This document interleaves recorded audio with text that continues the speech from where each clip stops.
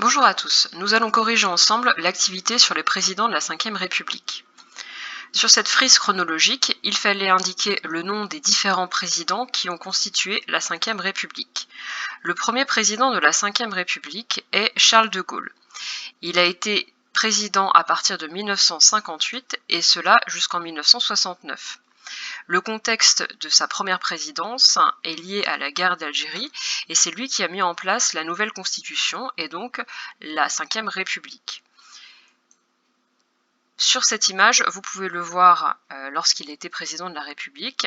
Par contre, lorsqu'il était chef de la résistance, il ressemblait plutôt à cela. Il quitte le pouvoir en 1969 suite à la crise de mai 1968. En effet, il y a eu énormément de grèves pendant le mois de mai 1968, notamment les étudiants et les ouvriers. Son pouvoir est contesté et remis en cause, et donc du coup, suite à un nouveau référendum où la population ne le suit pas, il décide de quitter le pouvoir. Et c'est Georges Pompidou qui lui succède en 1969. Son mandat sera court, car il décède avant la fin de son mandat présidentiel en 1974. Lui succède ensuite Valéry Giscard d'Estaing, qui fait un mandat entre 1974 et 1981.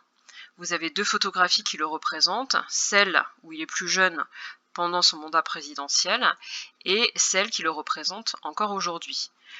La particularité du mandat de Valéry Giscard d'Estaing est qu'il a mis en place des lois sociales, notamment la loi pour l'IVG, mise en place par Simone Veil. En 1981, c'est la première alternance, c'est-à-dire que c'est un président d'un autre parti politique, et notamment d'un parti politique de gauche, le Parti socialiste, qui prend le pouvoir.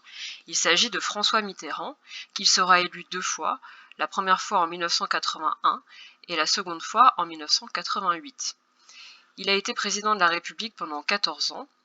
On retiendra de lui la loi contre la peine de mort en 1981, mais également les premières cohabitations dont nous reviendrons juste après. En 1995, c'est Jacques Chirac qui lui succède. Lui aussi sera élu pour deux mandats présidentiels, le premier en 1995 et le second en 2002. Le second mandat ne dure que 5 ans, car en 2000, un référendum abaisse le mandat présidentiel de 7 à 5 ans. En 2007, c'est Nicolas Sarkozy qui est élu. Il est élu pour un premier mandat jusqu'en 2012. En 2012, une autre alternance s'opère, puisque c'est François Hollande, qui est un parti politique opposé à Nicolas Sarkozy et à Jacques Chirac, qui prend le pouvoir jusqu'en 2017. Depuis 2017, c'est Emmanuel Macron qui est président de la République, et cela jusqu'en 2022. Je vous avais demandé de chercher ces mots suivants.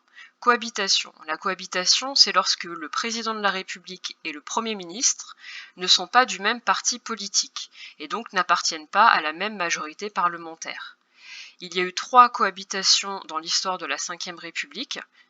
La première entre 1986 et 1988, avec Mitterrand comme président de la République et Jacques Chirac comme Premier ministre.